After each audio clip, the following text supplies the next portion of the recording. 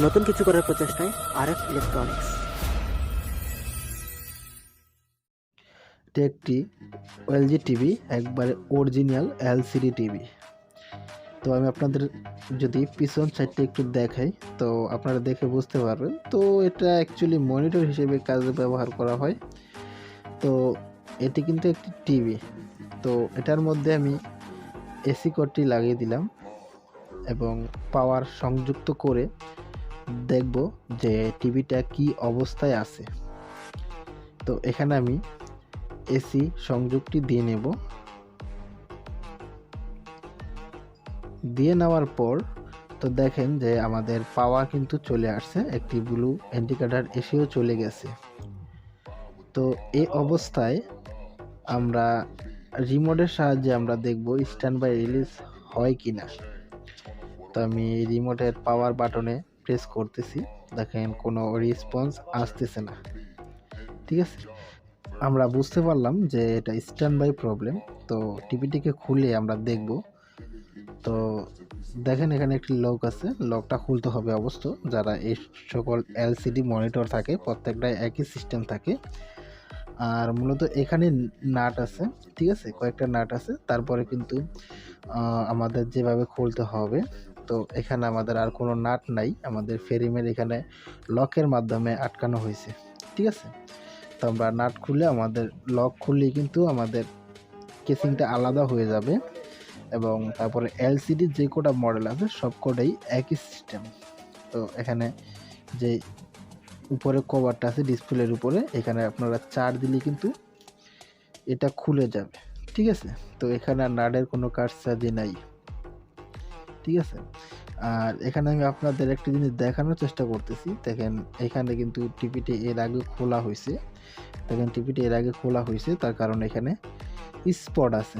ঠিক আছে, তো এখানে আর যে মাদারবোর্ডে যে নাটগুলো দেওয়া আছে, ঠিক আছে, তো আমি একবারই এই নাটগুলোকে বিচ্ছিন্ন করে দিতেছি, খুলে ফেলতেছি। ঠিক আছে, তো আর কোনো এখানে নাটের কানেকশন নাই। ঠিক আছে, ওইখানে যদি আমি নখগুলো খুলে ফেলি সেক্ষেত্রে কিন্তু আমাদের এটা খুব ইজিলি আমরা এটাকে রিমুভ করতে পারবো।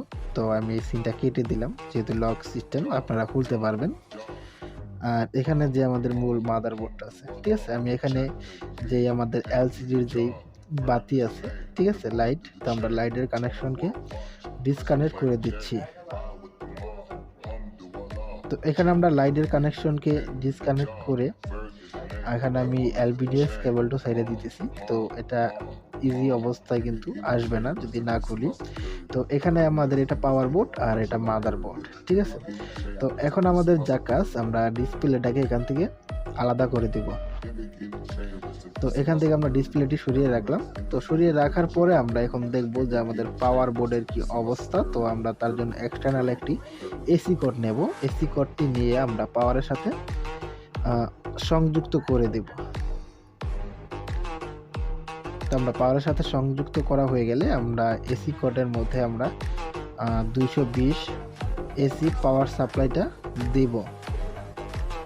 ঠিক আছে, তো এখানে আমি এসি পাওয়ার সাপ্লাইটা দিয়ে নেই।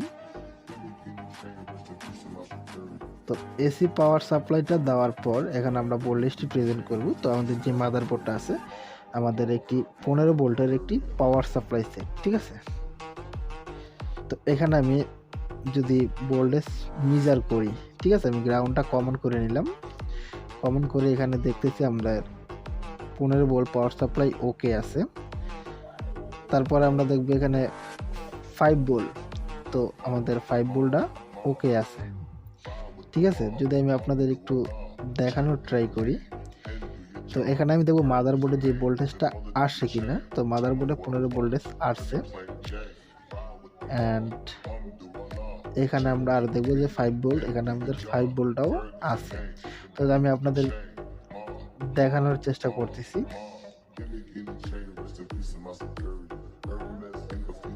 এখানে মিটারটা যে আপনাদের সামনে এসে দেখাই, তো দেখেন এখানে কিন্তু ভোল্টেজটা একবারে পিওর আছে। তো এখন আমি এখানে যা দেখব, অনেক ক্ষেত্রে ভোল্টেজ থাকলেও কিন্তু এম্পিয়ার থাকে না। তো দেখবো আমাদের এম্পিয়ারটা ঠিক আছে কিনা।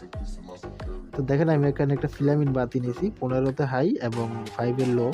তার মানে আমাদের কিন্তু পাওয়ার সেকশন 100% ওকে আছে, ঠিক আছে। তো মাদারবোর্ড সেকশন থেকে ওকে আছে, তার মানে আমরা বুঝতে পারলাম যে আমাদের পাওয়ার সেকশন কিন্তু 100% ওকে আছে। তো এখন আমাদের পাওয়ার সেকশন যেহেতু ওকে আছে, তো এভাবে কিন্তু উল্টা সাইডে কাজ করা যাবে না, তার কারণে আমরা মাদারবোর্ডটিকে আলাদা করে নেব।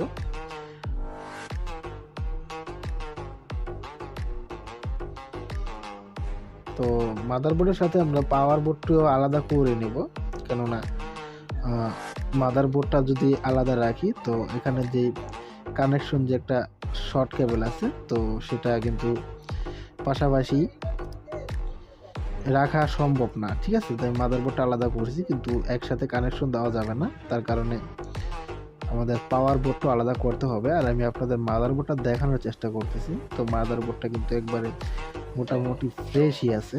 তো আমি পাওয়ার বোর্ডটাকে আলাদা করে নিই আগে।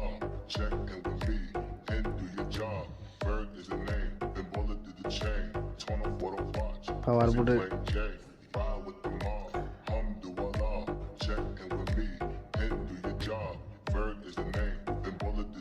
আমাদের পাওয়ার বোর্ডটা দেখেন খোলা হয়ে গেছে। তো আমি এখানে স্টিল শিটটাকে আলাদা করে নেব। তো এখন আমি এটাকে মাদারবোর্ডের সাথে সংযুক্ত করে নিই। তো এলবিডিএস কেবলটা সরাই রেখে দিই, তার থেকে প্রবলেম হইতে পারে। মানে এখানে মাদারবোর্ডটাকে পাওয়ার বোর্ডের সাথে অ্যাডজাস্ট করে নিলাম। অ্যাডজাস্ট করে এখন আমি এসি সংযোগটা দিব। তো এখানে আমি সেন্সর এবং যে কিপ্যাডটা আছে তো এটার সাথে সংযুক্ত করে দিই, তাহলে আমাদের হয়তো বুঝতে কিছুটা সুবিধা হবে। তো এখানে আমি এখন পাওয়ার সংযোগটা দিয়ে নিলাম। দেওয়ার পরে কিন্তু আমি কিবোর্ডের সুইচ চেপতেছি, কিন্তু কোনো প্রকার রেসপন্স পাইতেছি না, ঠিক আছে। তো এখন আমাদের কি কাজ, এখন আমাদের যে পাওয়ার সাপ্লাই থেকে সাপ্লাই ভোল্টেজটা যেহেতু ঠিক আছে, তো এখন আমরা যে মাদারবোর্ডের যে প্রয়োজনীয় ভোল্টেজগুলো যে ভোল্টেজগুলো মাদারবোর্ডটা রানিং হওয়ার জন্য প্রয়োজন, আমরা সেই ভোল্টেজগুলোকে মেজার করব এবং দেখব এই ভোল্টেজগুলো কি ঠিক আছে কিনা। তো বন্ধুরা, একটি কথা না বললেই নয়, আমরা যারা ইলেকট্রনিক্সের কাজ করি তো আমাদের রোগ ফাইন্ড আউট করার জন্য কিন্তু আমাদের যে ভোল্টেজটাই আমরা মেজার করি, কারণ ভোল্টেজ বিকল্প কিন্তু আর কোনো কিছু আমরা দেখি না, ঠিক আছে। তো একমাত্র আমরা ভোল্টেজের মাধ্যমে প্রবলেমগুলো মেজার করতে পারি।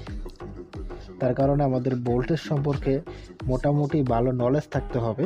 যদি আমাদের ভোল্টেজ সম্পর্কে সঠিক ধারণা থাকে, সেক্ষেত্রে আমরা যে কোনো প্রবলেম কিন্তু ফাইন্ড আউট করতে পারি। আর ভোল্টেজ সম্পর্কে যদি আমাদের ধারণা না থাকে, সেক্ষেত্রে কিন্তু আমাদের প্রবলেমগুলো সলিউশন করাটা খুবই কষ্টসাধ্য হয়ে যাবে। তো দেখেন, আমি এখানে হাত দেওয়ার সাথে সাথে কিন্তু এলইডি বাতি গ্লো করছিল, কথার জন্য বলা হয় নাই। আর আমি দেখতেছি যে আমাদের প্রসেসর আইসিটা কিন্তু হিটিং হইতেছে। তো এখন আমাদের যে প্রসেসর আইসির দিকে কিন্তু আমাদের মূল ফোকাসটা যাইতেছে, যে প্রসেসর আইসিটা কিন্তু ডেড হওয়ার চান্সটা বেশি। আর এখানে যে প্রসেসর আইসির যে সাপ্লাই ভোল্টেজটা আমরা দেখছি, সাপ্লাই ভোল্টেজটা মিসিং, তো ড্রপ করে দিছে। তো এক্ষেত্রে আমরা ধরে নিতে পারি কিন্তু প্রসেসর আইসিটা প্রবলেম। আমরা দেখব যে অন্যথায় যে কিভাবে মাদারবোর্ডটা কোনোভাবে রিপেয়ার করা যাচ্ছে কিনা। আর প্রসেসর আইসি যদি খারাপ হয়, সেক্ষেত্রে কিন্তু দেখেন হিটিং হইতেছে প্রসেসর আইসি। তো প্রসেসর আইসি খারাপ হলে কিন্তু এই মাদারবোর্ড রিপেয়ার করা সম্ভব না। আর মাদারবোর্ডটি রিপেয়ার করতে গেলে প্রসেসর আইসি অ্যাভেলেবেল না আমাদের এখানে, আর এত টাকা নিয়ে রিস্ক নেওয়াটাও ঠিক হবে না। তো এটা সংক্রান্ত নিয়ে আমরা যে আমাদের যে টিপিটার যে ওনার আছে, তো ওনার সাথে আমরা কথা বলবো। কথা বলার পরে আমরা একটি সিদ্ধান্তে যাব যে মাদারবোর্ডটি কি কন্ডিশনে ব্যবহার করা কোনো সিস্টেম আছে কিনা। দেখেন, আমি যে মাদারবোর্ডে যে পাওয়ার আছে এটা চেক করার জন্য আমি একটি সুং নিছি। সুং নিয়ে যে এখানে পিসির মাধ্যমে কিন্তু এই এলইডি গুলাকে কন্ট্রোল করছে। দেখেন, এলইডি গুলা কিন্তু জ্বলতেছিল। ঠিক আছে। তো আমরা যে টিভিটির ওনার আছে ওনার সাথে কথা বলবো এবং এটি কিভাবে সমাধান করা যায়, কত খরচ পড়বে, আর বিস্তারিত আলোচনা করব। আলোচনা করে আমরা কিন্তু ভিডিওর মধ্যে আবার ফেরত আসবো, ঠিক আছে। তো প্রসেসর আইসি ছাড়া কি অ্যাকচুয়ালি কিছুটা সময় সাপেক্ষ ব্যাপার। অ্যাকচুয়ালি প্রবলেমটা খুবই গুরুতর দেখা যাইতেছে।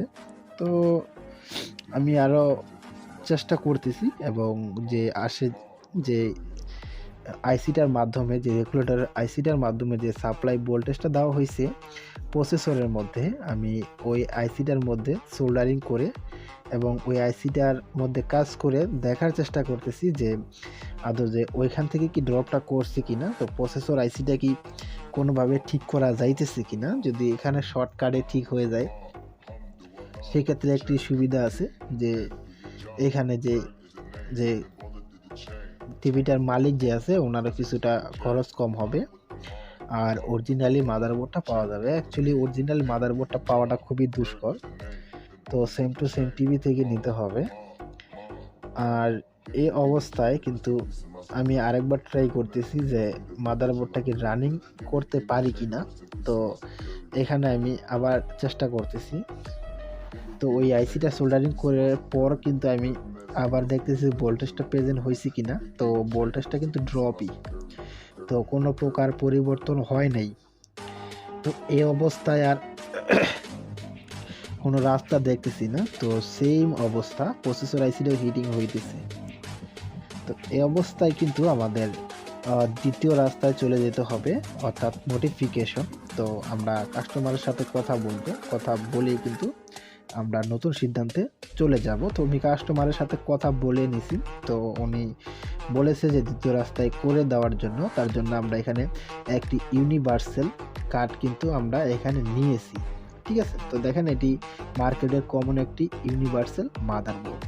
তো এটাকে আমি ইউনিভার্সাল মাদারবোর্ড এটার মধ্যে ইনস্টল করব, কিন্তু ভবিষ্যতে অ্যান্ড্রয়েড বক্স ব্যবহার করার জন্য আমি এখানে এবি কানেকশনটা কিন্তু করে দিছি, ঠিক আছে। আমি এখান থেকে খুবই সিম্পল, তো তার কারণে আর দেখাইলাম না।